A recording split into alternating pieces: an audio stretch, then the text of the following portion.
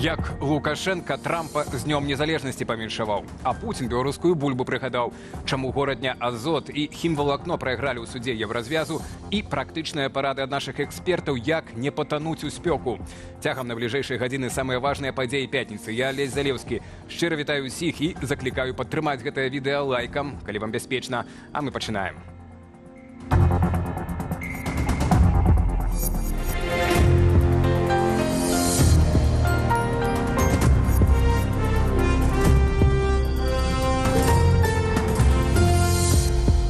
Прыйшоў час вярнуцца на шлях нармалізацыі стасункаў Беларусі і ЗША. Гэткімі словамі Лукашенко павіншаваў Злучаныя Штаты з днём незалежнасці. Пры гэтым павіншаваў не проста амерыканскі народ, як рабіў гэта апошнія гады, а асабіста прэзідэнта ЗША. Калегі з літоўскага тэлебачання ЛРТ сцвярджаюць, што Вашынгтон і Менск неўзабаве чакае наступны раунд перамоваў.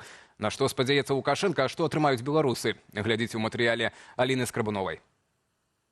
249 гадоў таму ЗША атрымалі незалежнасць ад Вялікай Брытаніі. У гонар Дня незалежнасці амерыканцы будуць адпачываць 3 дні запар, у звязку з чым чакаюцца рэкордныя паказнікі ўнутранага турызму.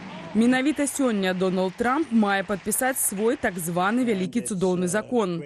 Ён прадугледжвае зніжэнне падаткаў, а таксама павелічэнне выдаткаў на абарону і ахову мяжы ад нелегальных мігрантаў. Святкуем, бо гэта самы вялікі законапраект такога кшталту з калі-небудзь падпісаных. І ён ператворыць ЗША ў ракету. Гэта будзе сапраўды выдатна. Сярод віншаванняў з днём незалежнасці Дональд Трамп атрымаў ліст і ад Александра Лукашэнкі.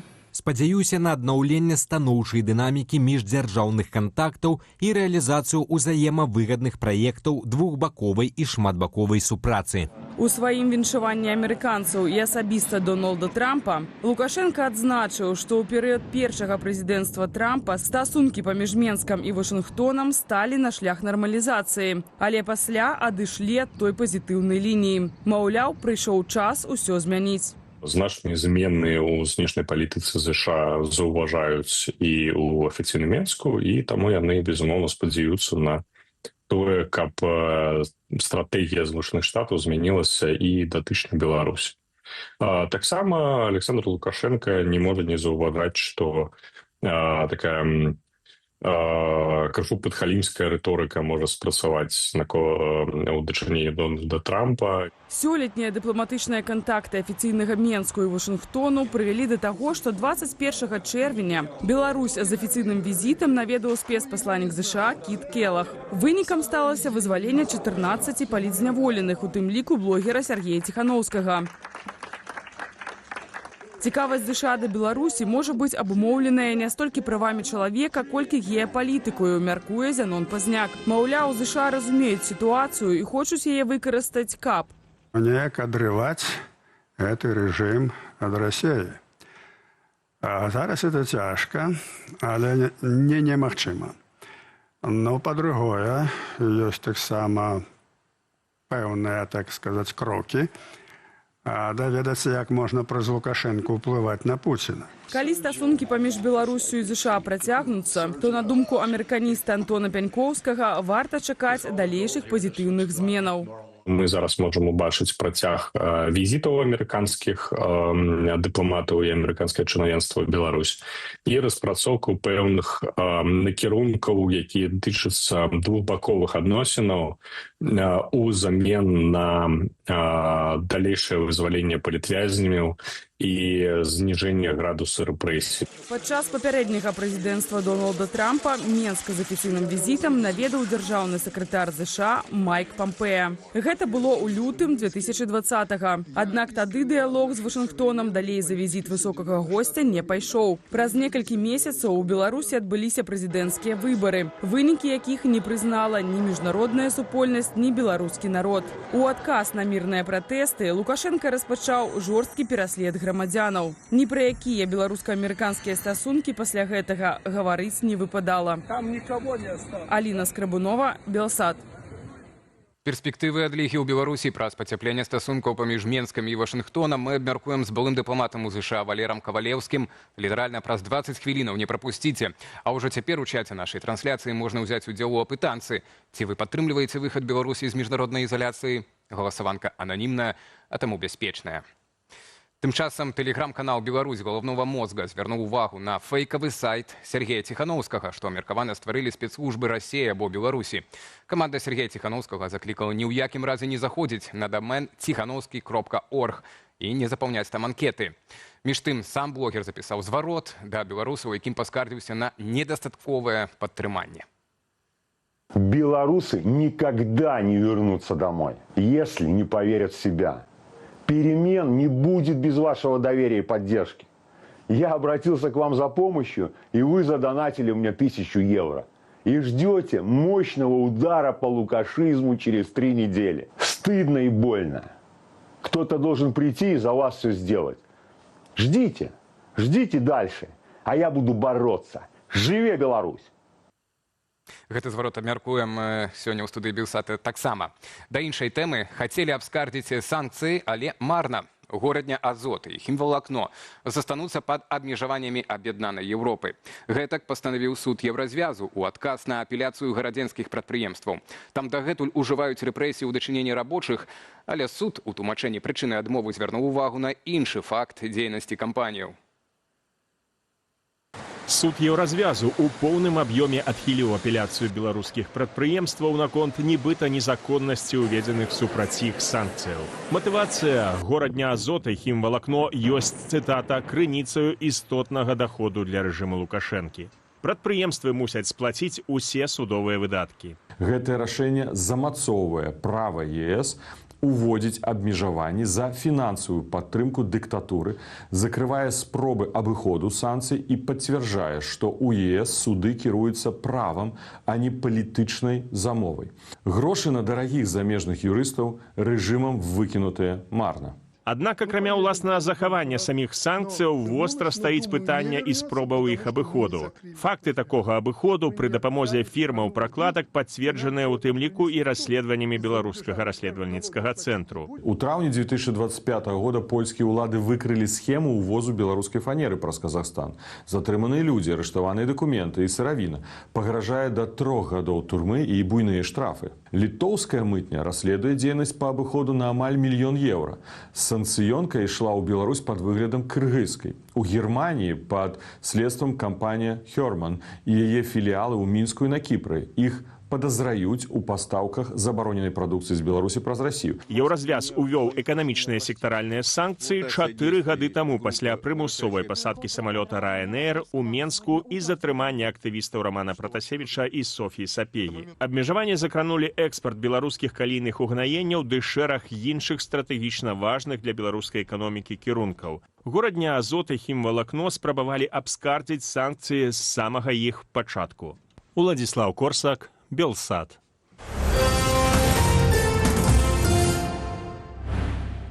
І зноў пра Дональда Трампа. Амерыканскі прэзідэнт у Дзень незалежнасці ЗША правёў тэлефонную размову з Уладзімірам Зеленскім. Паводле ўкраінскага прэзідэнта ЗША пацвердзілі далейшае падтрыманне ўкраіны.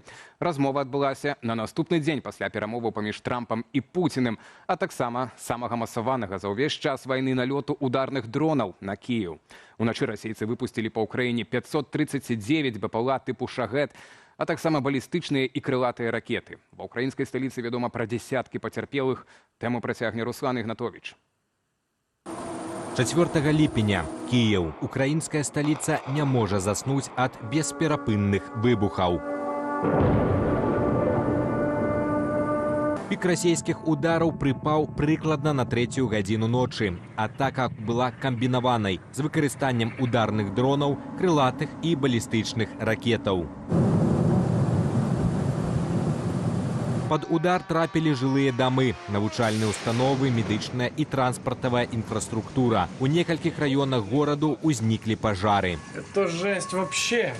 Кожную хвилину летіло шахеди. Такое пачуццё было, што кожную хвіліну ляцела. Шахеды ішлі на зніжэнне і бабах, бабах. А потым мы зразумелі, што гэта ў наш дом трапіла.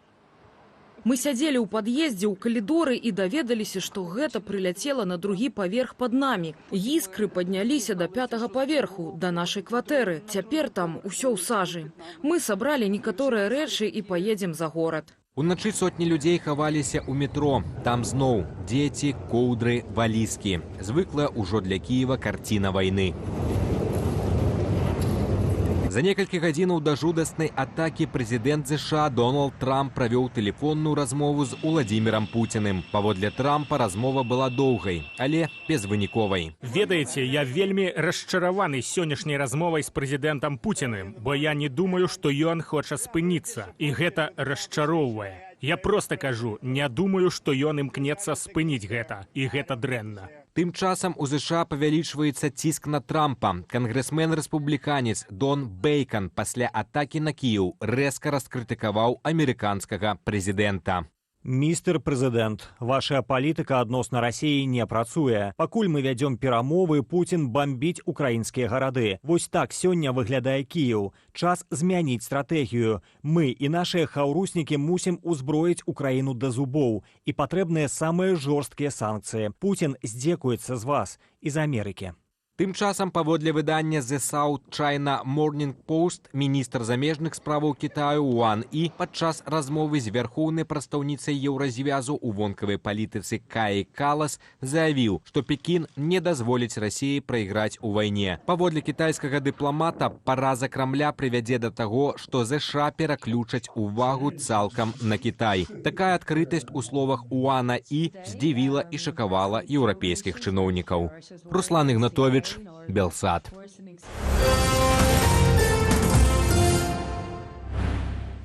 Фармальнае правяранне без рэальнай неабходнасці, нізкая эфектыўнасць прафілактыкі падзяжу буйной рагатай жывёлы, нізкая якасць кармоў. Гэтак камітэт дзяржкантролю і пракуратура скардзяцца на іншых кантралёраў, якія інспектуюць аграпрадпрыемствы. У прыватнасці на санітарна-ветэрынарныя службы. Пра гэта сведчаць унутраныя дакументы КДК і іншых структураў. Іх здабыў Белпол і перадаў Белсату. Чаму правяранняў так шмат, а сітуацыя ў сельскай гаспадарцы пагаршаецца, разбіралася Марыя Сысой. Ветагляд правярае не так і не тых. Парушэнні выпраўляюць толькі на паперы, а кароў гіне ўсё болей, у тым ліку праз няякасныя кармы. Гэта вынікае з унутраных дакументаў міжведамаснага савету ў кантрольнай дзейнасці і камітэту дзяржкантролю, якія мы атрымалі ад Белполу.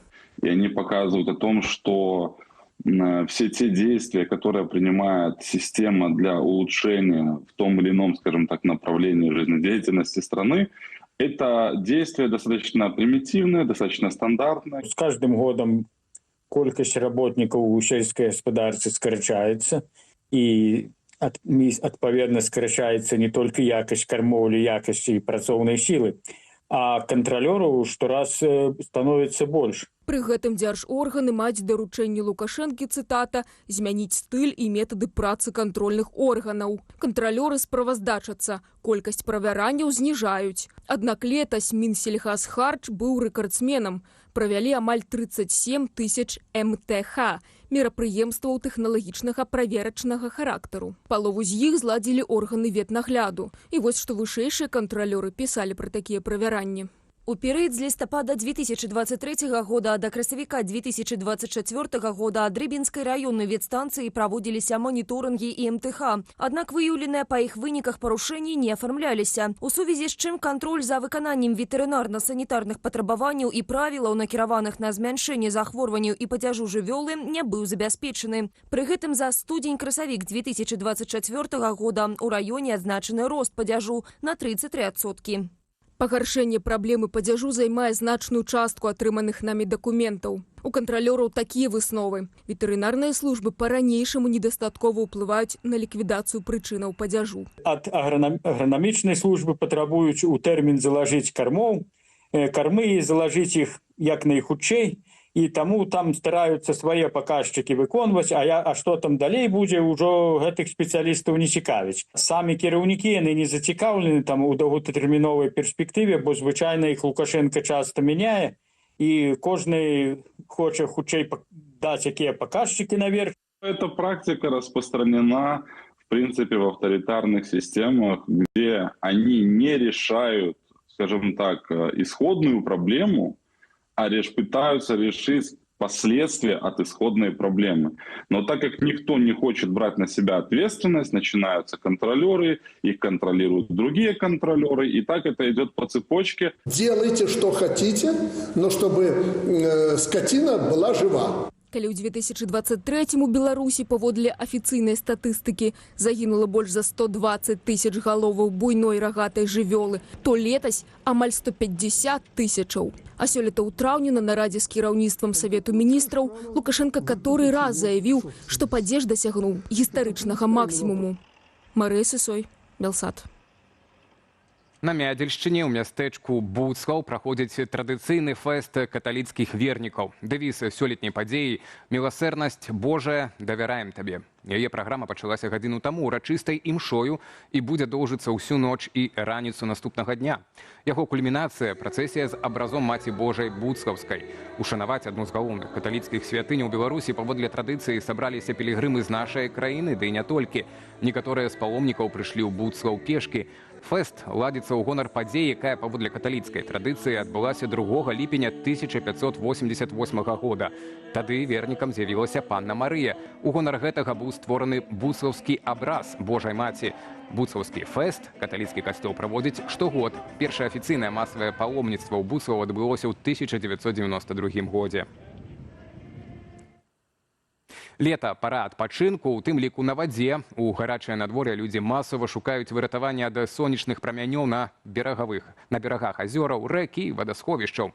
Але раскабленасць і неасцярожнасць на вадаёмах, часта прыводзіць да трагедыяў. Ужо больш за 100 чалавек загінулі сёлета падчас купання, хаця яшчэ і палова лета не мінула. Як пазбегнуць бяды на вадзе? Глядзіце ў наступным матэрыяле. Руку. У самом центре белорусской столицы ратавальнікі выцягваюць з вады мужчыну. Паведамленне паступіла ад выпадковага мінака, які заўважыў, што чалавек самастойна не можа выбрацца на бераг.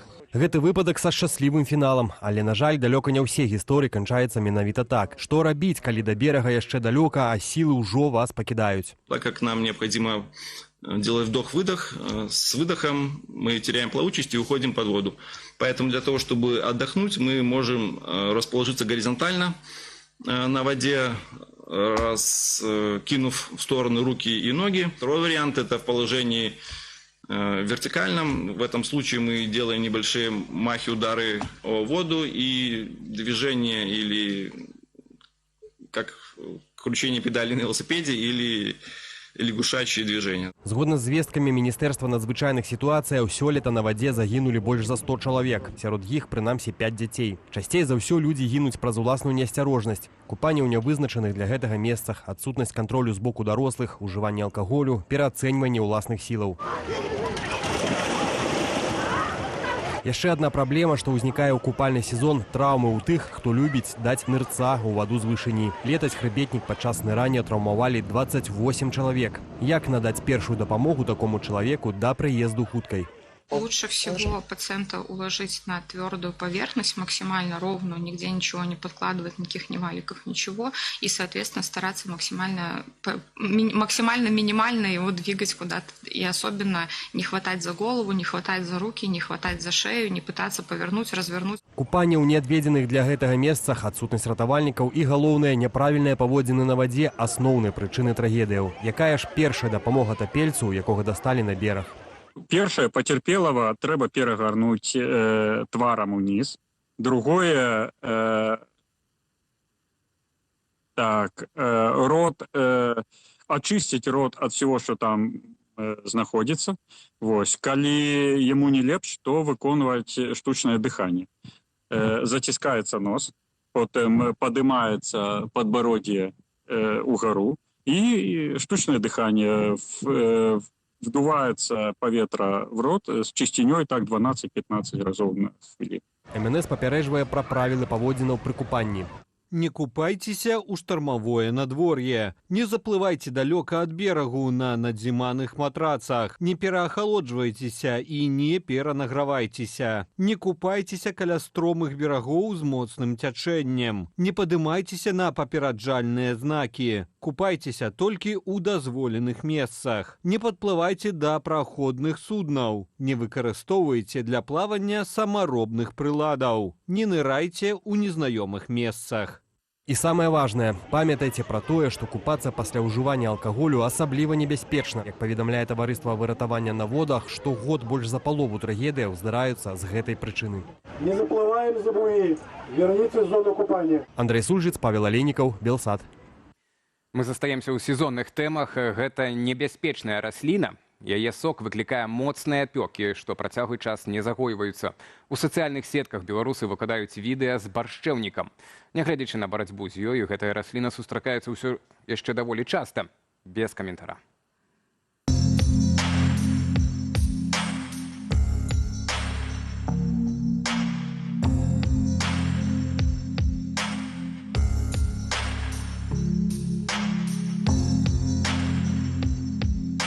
Ребята, посмотрите, какое классное растение я нашла. Я не знаю, что это такое, но оно такое классное, высокое, такие красивые зонтики. Высота, наверное, 3 метра. Короче, какое-то очень красивое растение.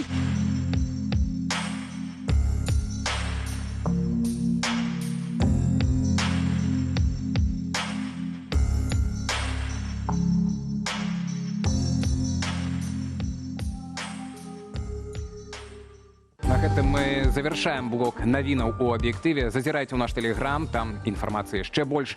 З захаваннем захадаў бяспекі, безумоўна. Наперадзе студыя Белсат, якую для спадарства падрыхтаваў Віталь Бабін. Вітаю, добрый вечар. Сёння абмяркуем прапанову Владзіміра Пуціна абмяняць расійскі сіроп на беларускую бульбу з Александром Кныровічам. А пакуль агляд нашай старонкі, Белсат онлайн запрашаю.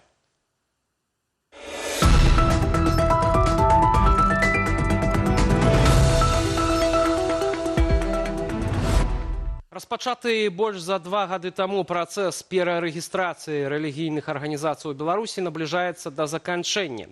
Як пад відам такой перарэгістрацыі рэжым зачышчае духоўны астравок свабоды? Размова з экспертамі на старонцы belsat.eu. Наталья Василевич з хрысціянскай візіі адзначае, што хоць сам працэс і называецца перарэгістрацыяй рэлігійных арганізацыяў, дэ-факта гэта ёсць іх рэгістрацыяй нанова. Паводле ж палітыка Віталя Рымашэўскага, найперш зачышчаюць тыя арганізацыі, кіраўнікі якіх не выказалі лаяльнасці да рэжыму ў 2020 годзе. Пад рызыкаю таксама неправаслаўныя рэлігійныя арганізацыі, знішчэнне якіх прасоўваецца адэптамі рускага міра. Агулам перарэгістрацыя праходзіць даволі непразрыста. Наўмысна, каб перашкодзіць праваабаронцам і журналістам ацэньваць працэс. Паводле каталіцкага святара, які даў каментар на ўмовах ананімнасці, у некаторых выпадках перарэгістрацыі чыноўнікі па 5 разоў вярталі дакументы. Што праўда, часам і самі ішлі насустрач вернікам ды дапамагалі з рыхтаваннем папераў. Падрабязней чытайце на нашым сайце belsat.eu. Усе мы памятаем 2020 прыгожы і адначасова страшны час у беларускай гісторыі, наступствы яго яшчэ толькі асэнсоўваюцца. У тым ліку і праз кнігі беспасярэдніх удзельнікаў тых бурлівых падзеяў. З аўтарам адной з такіх кнігаў «Раз, два, тры, чатыры, два», які піша пад псеўданімам Пётр Уманскі, пагаварылі журналісты нашага сайту. Аўтар кнігі, былы беларускі бізнэсовец, правёў 3 месяцы ў зняволенні на валадарцы і 3 гады хатняй хіміі паводле так званага народнага артыкулу 342 крымінальнага кодексу.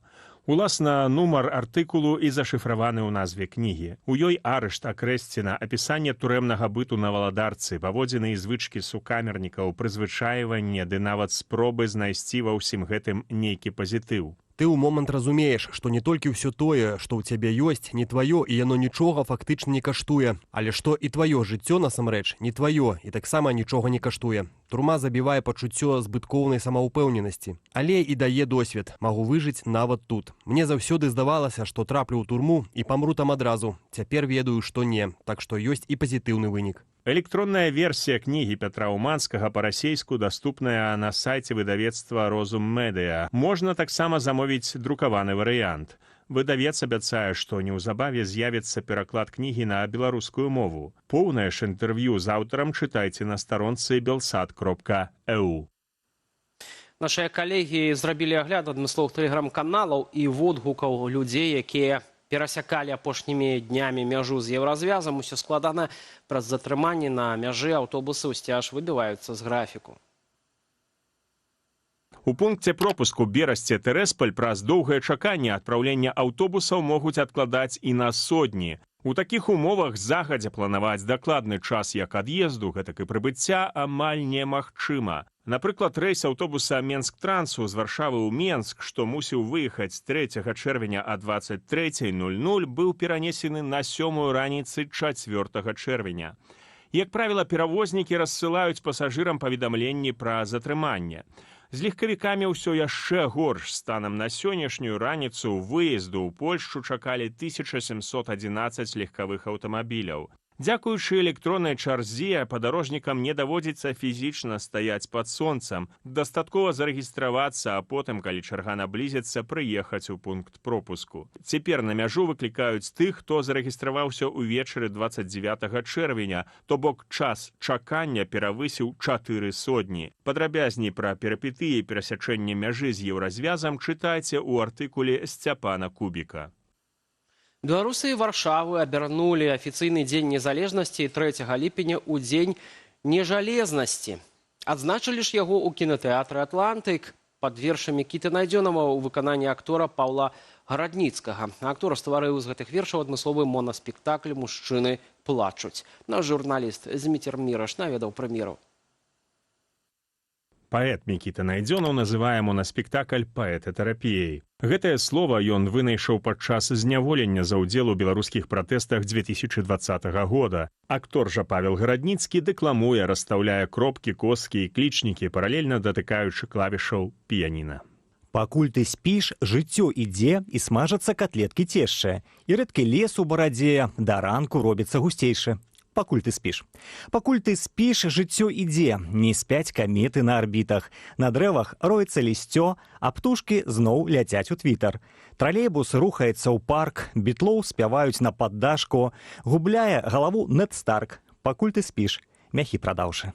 Пасля і сам аўтар вершаў знаёміць гледачоў з паэмаю пад назваю «Надзея Сцяпанаўна». Гэта гісторыя сям'і Мікіты Найдзёнава, ягонага дому на вуліцы Светлай у Пінску, напісаная ў жодзінскай турме. Мікіта апавядае, як сустрэў свае 33 гады ў Жодзіна, потым начным этапам ехаў на Валадарку. У гэтую ж ноч ягоная жонка нараджала і на наступны дзень нарадзіла. Тады паэт пра гэта не ведаў. Падрабязней пра прэм'еру монаспектаклю, творчасць Мікіты Найдзёнава і Паўла Гарадніцкага чытайце на belсад.eu.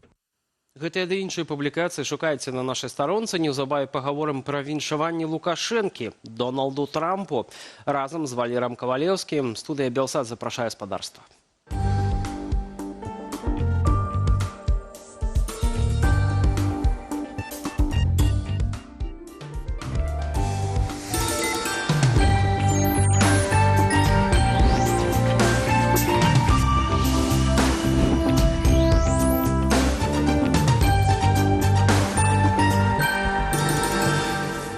Жывы эфір Белсату і тут наша студыя, дзе мы абмяркоўваем найважнейшыя падзеі гэтага дня. Ну і таксама заклікаем вас прыняць удзел у нашай апытанцы ў чаце пад нашай трансляцыі. І пытанне гучыць наступным чынам. Ці вы падтрымліваеце выхад Беларусі з міжнароднай ізаляцыі? Ёсць цікавыя варыянты адказу і ўжо вынікі нават вашых адказаў, але іх трошкі будзем пазней агучваць, калі тут з'явяцца нашыя першыя эксперты. Абмяркоўваць ёсць што, бо можна ўжо канстатаваць, што перамовы паміж ЗША і Беларусі ідуць поўным ходам. Так, яны працягнуцца, а тым часам Лукашенко афіцыйна звярнуўся да Дональда Трампа. Упершыню за апошнія гады ўзурпатар павіншаваў амерыканскага прэзідэнта з днём незалежнасці ЗША. Традыцыйна ў гэты дзень найлепшае пажаданне Лукашенка адрасоўваў усяму амерыканскаму народу. У звароце асабіста да Дональда Трампа Лукашенка ўзгадаў першы прэзідэнцкі тэрмін палітыка. Маўляў, тады Менск і Вашынгтон сталі на шлях нармалізацыі стасункаў.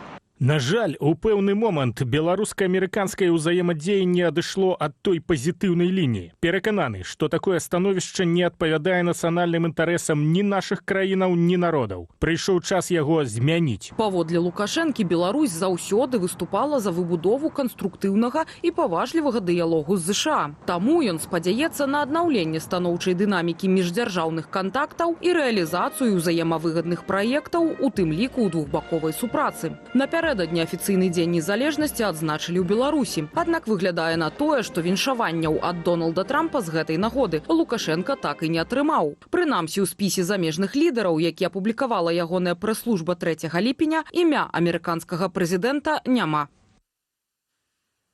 Валер Кавалеўскі, кіраўнік агенцтва еўраатлантычнага супрацоўніцтва, ўжо ў нашай студыі. Спадар Валер, вітаем, дзякуй, што дайшлі да нас у студыю. Ну вось ужо літоўскія медыі, тэлеканал ЛРТ паведамляе, што ЗША не далі Лукашэнку аніякіх абяцанняў узамен на вызваленне палітзняволеных. На ваш погляд, тады чаму Лукашенка ўсё ж такі вызваліў, у тым ліку вядомага блогера Сергея Ціхановскага? Ну, па-першае, вось гэтая публікацыя спасылаецца на ананімную крыніцу. Мы не ведаем, хто гэта гаворыць, ці гэта прадстаўнікі выканаўчай улады, ці прадстаўнікі Сейма літоўска. Ну, то бок, спраўдзіць гэтую інфармацыю на сённяшні дзень, ну, патрабавалася б яшчэ хаця б адна крыніца, якая б так выказалася. Мы разумеем, што Лукашенка проста так не сустракаўся бы з амерыканцамі. Мы ведаем пра тое, што ўжо амаль год ідзе гэты перамоўны працэс, у які абодва бакі ўклалі вельмі шмат высілкаў. Яны шмат працавалі над тым, каб выбудаваць гэты механізм для абмену інфармацыі, абмену пазіцыямі. Я думаю, што абодва бакі таксама вельмі добра разумелі, чаго яны хацелі б напрыканцы гэта, калі б яны дасягнулі фіналу. Я таксама думаю, што яны падрыхтаваліся да сітуацыі, калі могуць быць стрэсавыя такія моманты, калі ёсць уцечкі інфармацыі, калі ёсць пэўныя інтэрпрэтацыі, калі ёсць спробы паўздзейнічаць на гэты працэс нейкімі заявамі. Ну, напрыклад, тое, што мы чулі з боку Лукашэнкі пра тое, што ён вельмі незадаволены заклікамі да Трампа вызваліць людзей. Ён кажа пра тое, што гэта можа нейкім чынам адмоўна паплываць на гэты працэс. Але, ў прынцыпе, абодва бакі дэманструюць такую досыць сур'ёзную нацэленасць на тое, каб гэты працэс працягваўся далей і каб яны дайшлі да выніку, які ў фінале, як мы разумеем, павінен уключаць у сябе вызваленне людзей, значнай колькасці палітычных зняволеных з беларускіх турмаў у абмен на пэўныя санкцыйныя палягчэнні. Як яны будуць выглядаць, нам трэба яшчэ будзе даведацца. Тое, што гэты працэс ідзе, вы кажаце, што не хапае крыніцу, пагаджаецца наш нават вядомы палітык Зенон Пазняк, што ўжо казаць так пра іншыя крыніцы. І вось як ён каментуе, якім чынам гэтыя перамовы маюць і будуць адбывацца. Калі гэта сітуацыя будзе развівацца, я думаю, яна будзе развівацца, калі не будуць зробленыя нейкія памылкі, і калі з боку там, можа быць, Лукашэнкі яны не ўзнікнуць, то гэта сітуацыя можа развівацца такім чынам, што паступова будуць выпускаць. Паступова будуць выпускаць у абмен на нейкія іншыя, ну, саступкі, ці, магчыма, там інвестыцыі, ці, магчыма, што, але на вельмі вялікае спадзявацца не можна. То бок цалкам верагодна, што новы раунд перамовы таксама рыхтуецца, як лічыце? Я думаю, што тое, што мы бачылі візіт генерала Келага ў Мінск, яго сустрэчы з Лукашэнкам, гэта частка працэсу, гэта не канец працэсу. І, канешне, тое, што яны прайшлі гэтыя перамовы досыць паспяхова. Размова адбывалася на працягу 6,5 гадзін, і за паўнач зайшла яна. Вызвалілі людзей, іх змаглі вывезці ў Беларусь. Але мы разумеем, што гэта толькі, скажем так, палова шляху, якія прайшлі абодва бакі. Я не кажу пра час, я кажу пра сутнасці. Тое, што для мяне асабіста важна, як было дыпламата, ўсё ж такі тое, што бакі выйшлі ў публічную прастору, у якой задэкларавалі тое, што мы цяпер маем гэтыя зносіны, мы гатовыя пра гэта казаць публічна. Усе тыя сустрэчы, усе тыя перамовы, якія ішлі да таго, яны былі ў закрытым фармаце, то бок бакі накаплівалі вось гэты аб'ём некага ўзаемнага даверу, які неабходны для таго, каб сказаць, да, мы размаўляем і да, мы гатовы ісці далей. Таму так, гэта важны этап у працэсе.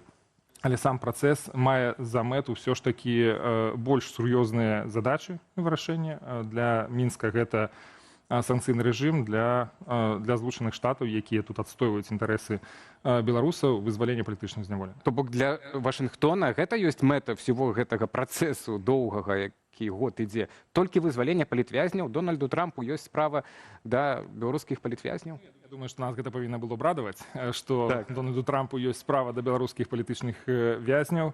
Аднак мы памятаем пра тое, што Злучаныя Штаты вырашылі сваю праблему вельмі сур'ёзную. Яны вызвалі 4 амерыканскіх грамадзян за вось гэтыя некалькі месяцаў гэтага года. Гэта важна. Мы таксама разумеем, я разумею, што гуманітарны трэк, вось гэтая праблематыка, гэта аснова для перамоваў, але ў Злучаных Штатаў могуць быць і іншыя інтарэсы, якія закранаюць ужо пытанне рэгіянальнай бяспекі. І тут вось гэтыя два трэкі, яны моцна пераплятаюцца. Рэгіянальная бяспека з гуманітарным. Але менавіта гуманітарныя пытанні забяспечваюць устойлівасць гэтага працэса, таму што гэта не палітычнае, гэта не геапалітыка, гэта менавіта пытанні, якія тычацца людзей. Гэта тэма, якая зручная для абодвух бакоў, і для Злучаных Штатаў, і для Беларусі. Умоўна кажучы, калі пра бяспеку яны размаўлялі, так, перамовы, то Пуцін мог бы там Лукашэнку как-то прытрымліваць у гэтых працэсах, каб асабліва не забегаў наперад далёка, так? Ну, прынамсі, трэба было б шмат каардынавацца, узгадняць, былі б нейкія спекуляцыі на гэтую тэму, таму гуманітарны трэк у гэтым сэнсе зручная тэма для абодвух бакоў. Калі яна такая зручная, выбачай, Віталій, я толькі вось адно пытанне гэтае. Калі такая зручная гэтая тэма, і над якой яны ўжо год займаюцца, так, каля 300 палітвязняў было вызвалена, якія перашкоды менавіта ў гэтым трэку? Вот якія перашкоды, чаму гэты працэс так марудна ідзе так доўга? Я тут, конечно, могу интерпретовать, выказывать свои меркаванні. Я не удзельнічаю наўпрост у гэтым працэсе, але, безумоўна, ёсць розныя людзі нават сярод палізняволеных. Ёсць, скажем так, больш публічна вядомыя людзі, ёсць гуманітарныя спісы, ёсць людзі тыя, якія патрабуюць тэрміновай медыцынскай дапамогі, і праваабаронцы настойваюць на том, каб менавіта гэтых людзей адпускалі як мага хутчэй. Як узгадніць гэтыя крокі? Зноў жа, адсутнасць даверу, яна заўсёды будзе ўплываць на абодва бакі, нават у сённяшніх умовах, калі ўдалося дасягнуць нейкага прагрэсу. Але як узважыць паслядоўнасць крокаў, вагу крокаў, якія санкцыі павінны быць зняты, ў які момант. Я думаю, што менавіта вось гэтыя пытанні, якія досыць адчувальныя для абодвух бакоў, яны ўплываюць на тое, як працягваецца гэты працэс. Мы бачылі пэўныя перапынкі ў пытаннях вызвалення людзей у Беларусі, якія маглі таксама быць звязаныя з тым, ну, напрыклад, тое, што былі пэўныя публікацыі ў медыа пра прыезд Крыстафера Сміта ў Беларусь, сустрэчу з Лукашэнкам і ўвогуле пра гэтую прапанову. Таму тут ёсць такія даволі складаныя, уразлівыя сітуацыі, якія могуць уплываць негатыўным чынам на працэс. Разам з тым, калі мы кажам пра тое, што гэтыя перамовы ідуць супольна з рэгіянальнай бяспекай, з пытаннямі рэгіянальнай бяспекі і, канешне ж, з пытаннем перамір'я магчымага ва ўкраіне, Дональд Трамп размаўляў з Пуцінам, сказаў, што ніякага прагрэсу няма ў гэтых перамовах. І разам з тым Кітай, як кажуць, не зацікаўлены ў тым, каб Пуцін прайграў гэтую вайну. Як гэта можа паўплываць на далейшы працэс вызвалення палітвязняў, калі гэтыя працэсы ў пытаннях перамір'я зойдуць фактычна ў тупік? Калі вайна будзе працягвацца, ці будуць палітвязні? Я думаю, насамрэч, менавіта тое, што гуманітарныя пытанні, гуманітарная праблематыка ў аснове гэтых перамоваў забяспечвае іх стабільнасць. То бок яны не прывязаны наўпрост да мірнага працэса па ўкраіне. Я б тут таксама не перабольшваў значэнне Крамля і іх увагі да Беларусі, таму што все ж таки Москва і Вашынгтон досыць давно размаўляюць і зайшлі вельмі далёка наперад у параўнанні з беларуска-амерыканскімі адносінамі. То бок тут Лукашенко не рызыкуе. Ён ідзе за працэсам, ён даганяе.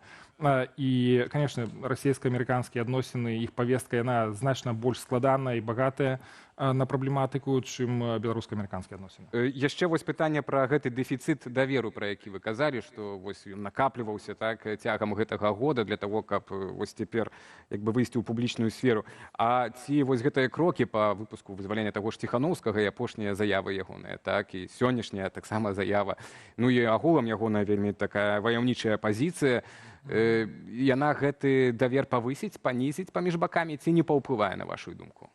Я думаю, якраз гэта тая сітуацыя, якую я б назваў стрэсавай для перамоў. І тут я думаю, што бакі будуць падрыхтаваныя да таго, што будуць спробы ўздзейнічаць на гэты працэс. То бок Сергей Ціхановскі заяўляе там штосьці сваё пра Дональда Трампа, Лукашенко яму адказвае, то бок адбываецца такая завочная пікіроўка. Ну, але тым не менш, канечная мэта перамоў значна больш сур'ёзная і складаная, чым проста такія вербальныя абмены нейкія. Таму я не чакаю таго, што абодва бакі нейкім чынам будуць пад уплывам ад гэтай рыторыкі, ад гэтых абменаў. На ваш погляд, Лукашенко будзе нейкім чынам змяняць рыторыку ў дачыненні да Злучаных Штатаў, бо літаральна напярэдадні Дня незалежнасці ён крытыкаваў амерыканцаў і еўрапейцаў. Цяпер ён віншуе прэзідэнта Дональда Трампа ўпершыню, напэўна, за доўгія гады, віншуе кіраўніка краіны не сяброўскай для Беларусі. Ну так, тое раздражненне, якое мы чулі напердадні Дня незалежнасці ад Александра Лукашэнкі, яно якраз тлумачылася вось гэтымі заявамі ў публічным поле пра тое, што Трамп можа прыйсці і вырашыць усе праблемы. Але вось я думаю, што варта звяртаць увагу менавіта на сённяшнюю заяву, віншаванне менавіта на прэзідэнта Злучаных Штатаў, чаго не было сапраўды вельмі даўно. Гэта дыпламатычнай у пратакольнай практыцы даволі сур'ёзная змена. Яна паказвае, што ўсё ж такі Лукашенко разлічвае на тое, каб выбудоўваць паступова такія больш даверлівыя адносіны, але пры гэтым ён будзе настойваць заўсёды на тым, што яны раўнапраўныя партнёры. І мы чуем, як ён можа даваць нейкія парады Дональду Трампу ці амерыканскай дэлегацыі пра тое, як трэба правільна выбудоўваць палітыку. То бок ён настойвае на тым, што ён раўнапраўны партнёр у гэтым дыялозе. Спадар Валер, ведаю, што Віталій ўжо так да наступнай тэмы зараз хоча пераходзіць. Не магу не задаць вам пытанне, звязанае з нашай сённяшняй апытанкай у чаце трансляцыі. Ці вы падтрымліваеце выхад Беларусі з міжнароднай ізаляцыі, што фактычна і адбываецца, ці можа адбыцца ў выніку гэтых перамоваў, правільна? І ведаеце, што 50% нашай аўдыторыі сцвярджае, што не падтрымліваюць, пакуль ёсць у Беларусі рэпрэсіі. 25% сцвярджаюць, што свет гатовы, запытваюцца, ці свет гатовы прыняць такую Беларусь. Так? То бок, такая бальшыня, толькі 20% сцвярджае, што так, хопіць ужо гэтай ізаляцыі. Бачыце, што аўдыторыя, прынамсі, незалежных медыяў, яна такая, на вас не сильно падтрымлівае. Я разумею, мы разумеем, што аўдыторыя у Белсата таксама такая нацэленая на прадэмакратычныя каштоўнасці. Тым не менш, мы разумеем, што за 5 гадоў міжнародная ізаляцыя Беларусі прынесла толькі значныя праблемы для беларусаў, пачынаючы з мабільнасці, заканчваючы эканамічным развіццём, адукацыйнымі сувязі, культурнымі сувязямі і гэтак далей. Калі мы будзем працягваць гэтую траекторыю на 5 гадоў наперад, мы можам пабачыць, што стане з нашай Беларусю, якая будзе адрэзаная фактычна ад еўрапейскай сям'і, якія значныя страты гэта будуць для беларусаў, для беларускага грамадства і для Беларусі як краіны. І Пазняк пра гэта таксама, дарэчы, кажа. Дзякуй вялікі за гэту размову. Валер Кавалеўскі, кіраўнік агенцтва еўраатлантычнага супрацоўніцтва, быў у нашай студыі. А мы да наступнай тэмы недалёка адыходзім. Владзімір Пуцін зноў загаварыў пра беларускую бульбу ў якасці абменнай валюты для карняплоду з нашай краіны. Гаспадар Крамля прапанаваў сіропы шчасця ад іркуцкага вытворцы. Ідэю, што выглядае як жарт, Пуцін агучыў падчас наведвання выставы расійскіх брэндаў у межах форуму «Моцныя ідэі для новага часу ў Маскве». Кіраўнік кампаніі «Дзікая Сібір», што вырабляе сіропы з таежных ягадаў, траваў і кедравых арэхаў, Александр Дзеяў расказаў Пуціну, што апошнія 2 месяцы 5% заказаў ад спажыўцоў з Беларусі. Ды заўважыў, што з бульбай, якую прапанаваў Пуцін, іх прадукцыя будзе яшчэ смачнейшаю. Паводле Дзеева, іх сіропы з кедравага арэху дапамагаюць сінтэзаваць сератанін, таму пры ўжыванні чалавек адчувае шчасце. Раней пра беларускую бульбу Пуцін узгадваў у канцы траўня. Тады палітыка вельмі здзівіла рэпліка намесніка кіраўніка ягонай адміністрацыі, што ў нашай краіне скончыўся гэты караняплод. Там закончился. Как закончился? Беларусь. Александр Кнурович, вядоўца праграмы «Атмасфера» на Белсаце, таксама з'явіўся ў нашай студыі. Спадар Александра, вітаем. Дзякуем, што завіталі да нас. Як вы асабіста ўспрымаеце гэтыя словы Пуціна, як здзек, жарт, ці, можа быць, нават сур'ёзную прапанову? Ну, мы зноў бачым, што Пуцін зусім не пісьменны ў эканоміцы. Ведаеце, калі 10 дзён таму быў міжнародны эканамічны форум, як ён называецца зараз у Санкт-Петербургу, то было вельмі дзіўна глядзець, як спадарня Набіуліна, глава Цэнтрабанка, міністр эканомікі, міністр фінансаў распавядаюць аб тым, што ўжо пачалася рэцэсія, ўжо ўсё вельмі дрэнна, а Пуцін выходзіць, і ўсё ў яго добра. Таму вось гэта, канешне, не жарт, гэта азначае, што Пуцін нічога не понимаю в экономике, у тым ліку не ведае, што ў Беларусі няма бульбы, як зараз няма яе і ў Расіі. Не верыць проста, ён гэта адмаўляе. Ёсць у Беларусі бульба, і мы яе можам памяняць на сіроп. Агулам, калі мы кажам сёння пра залежнасць эканамічную ад Расіі, наколькі яна вялікая, бо калісьці агучвалася лічба ў 65, у 70% экспарту. Ну, трэба разумець, што ёсць у эканоміцы ёсць такія, ведаеце, нельга распавядаць там мала ці многа. Ёсць такія лічбы. Калі больш за трэціну у тебе прыходзіцца на одну краіну, гэта ўжо залежнасць. У нас зараз каля 70% і ў экспарце, і ў інвестыцыях, і ў знешняй залежнасці, у даўгах нашых знешніх. Таксама гэта ўсё Расія. І самае страшнае ў гэтым тое, што мы не маем ніякай мажлівасці сёння атрымаць нейкія пазыкі ад МВФ ці ад іншых краін Захада. І як раней мы маглі выйсці на міжнародныя рынкі, то все, зараз уже няма такой мажлівасці. Можна казаць аб тым, што мы цалкам, Лукашенко, у яго был выбор у 2020 годзе, ці страціць пасаду, ці аддаць незалежнасць Расіі. Ён прадаў нашу незалежнасць за сваю асабістую пасаду. Таму мы зараз у манапольнай залежнасці, і Лукашенко не можа прыняць рашэнне без Кремля. Ён не можа пайсці на захад, ён не можа нідзе ў іншым месцы атрымаць грошы, ён не можа атрымаць інвестыцыі, і няма ніякіх іншых рынкаў, дзе можна было прадаваць нашу прадукцыю. Таму у эканамічным сэнсе у нас зараз страчаная незалежнасць. У палітычным, магчыма, іншыя глядальнікі нешта распавядуць іншае, но эканамічна мы цалкам у залежнасці зараз ад Кремля. І это вынік рашэнняў Лукашэнкі. Гэта калі казаць пра эканоміку, так? І палітычна мы сёння вось абмяркоўваем актыўную фазу гэтых перамоваў паміж Вашынгтонам і Менскам, якія там саступкі будуць з боку Беларусі, з боку ЗША, каго вызваляць наступным. А ці зацікаўленасць з боку Менску, я так разумею, не толькі ж палітычная ёсць, так? Каб там, не ведаем, больш незалежны быць ад таго ж Пуціна, але і эканамічна, так, ад гэтых перамоваў. Вось тут і цяпер, што патрэбна Лукашэнку эканамічна ад захаду, так? І ці гэта сапраўды штосьці вартае, каб мы маглі спадзявацца на вызваленне палітвязняў далей? Ну, конечно, Лукашэнке патрэбна зняццё санкцый, у першую чаргу это санкцыі з Кале, і гэта вельмі проста. Гэта адносіны з Літвой у першую чаргу. Гэта не адносіны з ЗША, гэта не адносіцца цалкам з развяза, а трэба неяк зноў усталёўваць адносіны з урадам, і немагчыма сябе ўявіць, каб адначасова мігранты ішлі на мяжу, каб адначасова была такая лаянка ў беларускай прэсе, і адначасова Літва пагадзілася на гэты транзіт, зноў транзіт Каля. У другую чаргу гэта, канешне, беларускія нафтапрадукты. Мы разумеем, што для Беларусі няма ніякіх іншых рынкаў, дзе былі бы такія кошты, як у краінах Захада, ці раней, якая была ва ўкраіне. Украіна, канешне, страчана. Магчыма, зняццё санкцыяў, і гэта было бы добра для эканомікі Беларусі. Але зноў гэта вельмі простыя ўмовы. Прыбяры мігрантаў з мяжы, прыпыні удзел у вайне, мы разумеем, што Лукашенко удзельнічае ў вайне праз беларускую эканоміку.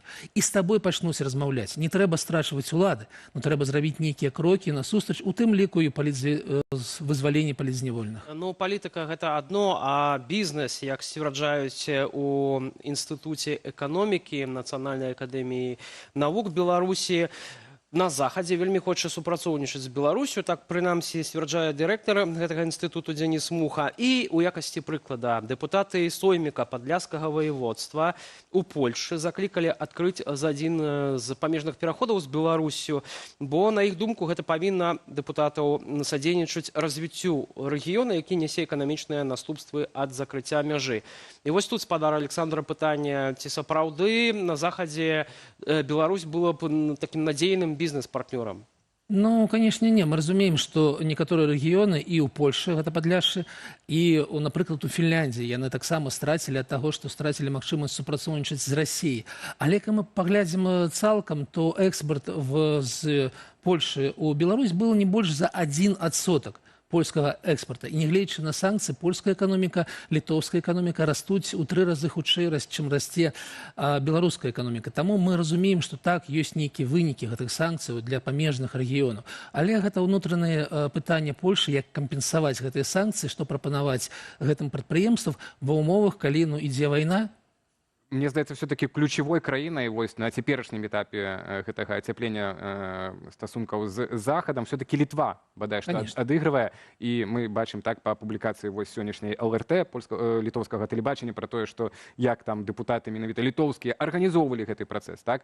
А таму і перамовы, я так разумею, таксама ідуць пэўныя паміж Вільняй і Менскам. Але вось гэтыя мігранты, которые вы кажаце, што вот твае мігранты Лукашэнкі, это пытанне, ці яго, ці Пуціна гэта мігранты, да? Ці можа Лукашенка спыніць гэтых мігрантаў, так? Гэта што яшчэ ў нас з такога балючага, так? Ну, палітвязняў літоўскіх, здаецца, ўжо моцна няма. Але гэта пытанне бяспекі, так? Таксама і не толькі пра мігрантаў, то што ўжо в прынцыпе ў гэтую мяжу. Так, ну і ўдзел Беларусі, так. Хаця ў Літве не бачаць нейкай пагрозы. І цэлы шэраг слядоў беларускіх спецслужбаў дзейнасці ў Літве, так? Гэта, то бок вельмі напружаныя адносіны. Вы бачыце рэальную магчымасць паміж Літвой і Менскам, каб все-таки Менск выйшаў у свет праз Літву? Ну, зараз, як кажуць, гэты мяч на баку Лукашэнкі. І калі ён зробіць гэтыя крокі, калі ён прыбярэ мігрантаў, ці можа ён прыбраць без каманды Крэмля, но мы размаўлялі 5 мінут таму аб тым, што ён цалкам у залежнасці ад Крэмля. Але калі б ён быў сапраўды незалежным, то, канешне, прыпыніць мігрантаў гэта адзін дзень. Сказаць, што так, я вінаваты у пасадкі гэта Ryanair, гэта адзін дзень, і гэта не каштуе ніякіх грошай. І было бы Беларусі значна легчэй. І пачаліся бы перамовы, сапраўдныя перамовы аб тым, што аб транзіце беларускага калія. Таму што мы разумеем, што беларускія каліі, калі ЗША знімі санкцыі, то ён усё роўна не паедзе да Бразіліі, таму што яго няма шляху да Бразіліі, таму што найбліжэйшы для нас порт гэта пад Санкт-Петербургам ці дзесьці Мурманскі, і гэтыя вельмі вялікія страты на гэтай лагістыкі, калі ёсць такая магчымасць увогуле. Таму ўсё залежыць ад Лукашэнкі, ўсё залежыць ад яго здольнасці быць незалежным ад Крэмля. У тым ліку і ў эканамічных гэтых стасунках з Польшай і з Літвой. Ну і наконт Літвы, ведаеце, у беларускай прапагандзе ёсць такая лічба аб тым, што Беларусь страціла траціну. Но калі прыгледзецца, то не больш за $300 мільёнаў, то бок не больш за 0,4%. Гэта тое, што давал гэты транзіт для Літвы, і увогуле гэтыя санкцыі не паўплывалі на эканоміку Літвы і на дабрабыт літоўцаў. Адзінае, ад чаго церпяць гэта самыя беларусы, канешне ж. Ну, Александр Лукашенко, як заўсёды, упіраецца рогам, бо для яго ягонае слова і палітычнае большае за эканоміку. Дзякуем вам вялікі за гэтую размову, Александр Калінович. Транзіта ўлады. Так. Аўтар праграмы «Атмасфера» на Белсаце быў у нашай студыі. Да іншай тэмы, у зоапарку Карлсруэ на паўднёвым захадзе Нямецчыны для жывёлінаў арганізавалі дзень ахаладжэння, бо тэмпература паветра сягала рэкордных 37 градусаў. Белыя мядзведзі з радасцю скакалі ў адкрытыя басейны, каб астудзіцца і паесці замарожаных пачастункаў, што плавалі ў вадзе.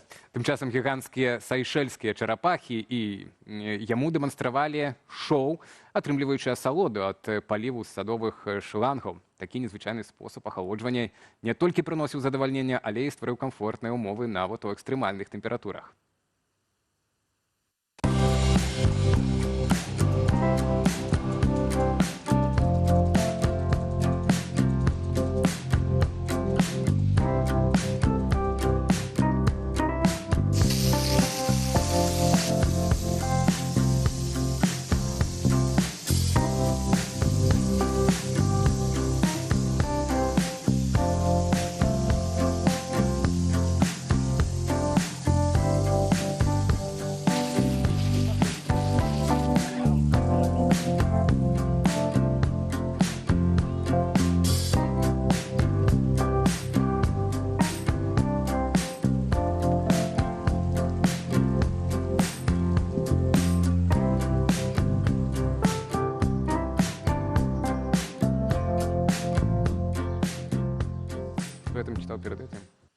Гаспадарства, подписывайтеся на наши социальные сетки, а каб зрабіць гэта бяспечна, мы нагадаем вам у нашай адмысловай інструкцыі. Як бяспечна глядзець і чытаць Белсат. Падтрымлівайце нас толькі тады, калі гэта не пагражае вашай бяспецы. Не выкарыстоўвайце сапраўднага імя ў сацыяльных сетках. Гэта першая перашкода для сілавікоў, каб вас ідэнтыфікаваць.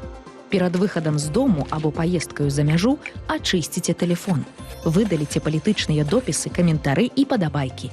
Навучыцеся карыстацца VPN-ам. Гэта дапаможа на выпадак, калі заблакуюць YouTube ці іншыя сервісы. Карыстайцеся бяспечным месенджерам. Выкарыстоўвайце P-Telegram, версію ад кіберпартызанаў з магчымасцю схаванага акаунту і кодам доступу. Больш падрабязна на нашым сайце. Там вы знойдзеце інструкцыі і парады, як заставацца ў бяспецы. Прымаючы ўдзел у нашай апытанцы, у чаце трансляцыі можаце зазірнуць туды. Вы дакладна робіце бяспечны крок, бо апытанка ананімная. І сёння мы пытаемся, ці вы падтрымліваеце выхад Беларусі з міжнароднай ізаляцыі. Уже канец праграмы. Давайце падводзіць вынікі. Палова все-таки лічыць, што не, пакуль ранавата, не гледзячы на апошнія заявы тут Валеры Кавалеўскага, ранавата, пакуль ёсць рэпрэсіі. Ну і 20% сумняецца, што свет гатовы прыняць такую Беларусь. І ну толькі 19 дакладней процентаў нашай аўдыторыі лічыць, што так, хопіць ужо гэтай ізаляцыі, трэба как-то размаражвацца. Спадарства, ну а цяпер прапануем вам агляд самых цікавых публікацыяў з нашых сацыяльных сетак. Белсат онлайн вашай увазе.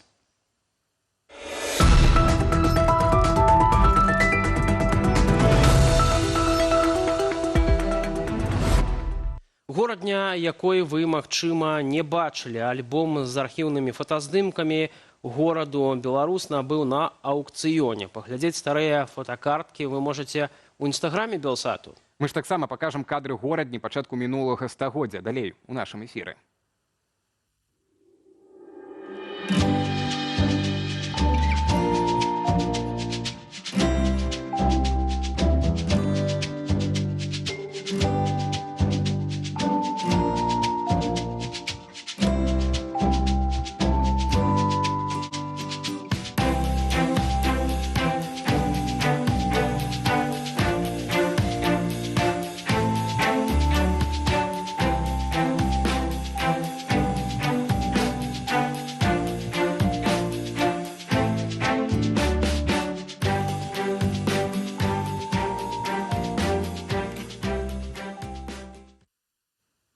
У якіх умовах пачынаецца шлях да нараджэння дзіцяці. Відэа з інтэр'ерамі адной з радзільняў нашай краіны беларуска апублікавала ў сеціве. Моя жонка пацвярджае, все так ёсць. Ролик нашыя калегі апублікавалі на старонцы Белсату ў Фейсбуку, а мы праз секунду побачым яго у нашым эфіры. Видео для тех, кто все же считает условия в белорусском роддоме нормальными и называет меня зажравшейся принцессой и прочее. Что вы на это скажете? Это помещение, в которое приводят женщину, у которой начинается родовая деятельность, чтобы сделать клизму. Вот, собственно, на этой кушетке все и происходит. На эту стойку вешается клизма. После всего мероприятия женщина пробирается в вот это чудесное помещение. Но все же чистенько, аккуратненько. К чему придираться? Прошу заметить, что на них нет даже стульчика. То есть в позе летающего орла или еще как-то, я не знаю, это должно происходить. Вот в таких условиях начинается путь к рождению ребенка. Ну, агулам это кажа пра стан айчыннай медыцыны, дакладней таго, як там адбываюцца паступовыя абнаўленні, абсталявання, рамонты і часам дэградацыя. Разам з тым, спадарства, перанясемся цяпер у замежжа. Польская запяканка памерам з човен гучыць фантастычна, а Беларусь паказаў, як гэта можа выглядаць. Віталь стварае відэа, якія робяцца віруснымі, пры гэтым выкарыстоўвае 3D-анімацыю, не толькі гіганцкую запеканку, але і іншыя крэатыўныя рэчы ад беларускага відэамейкера знойдзеце ў інстаграме Белсату. Мы таксама прапануем паглядзець праз секунду ў нашым эфіры.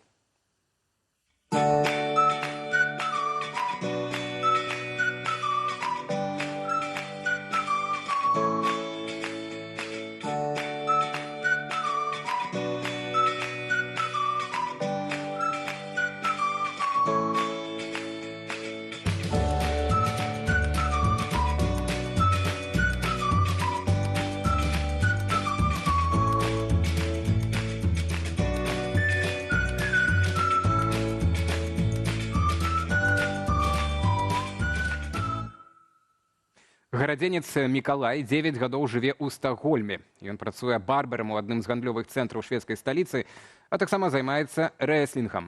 А вось як Беларусь прыйшоў у гэты спорт, ён распавёў у праграме «Від на жыхарства», якую вы можаце паглядзець на YouTube-канале Белсат Лайв.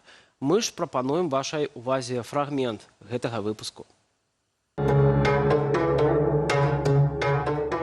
Я просто пришел домой в очередной раз, уставший, и просто YouTube каким-то образом порекомендовал мне хайлайты Джона Сина. И такой, ага, типа, есть еще рестлинг у нас, да? Интересно. И я сходил на 1-2 шоу, потом они запостили у себя на Фейсбуке о том, что будет у них проходить трайаут. Я пришел, попробовал и остался.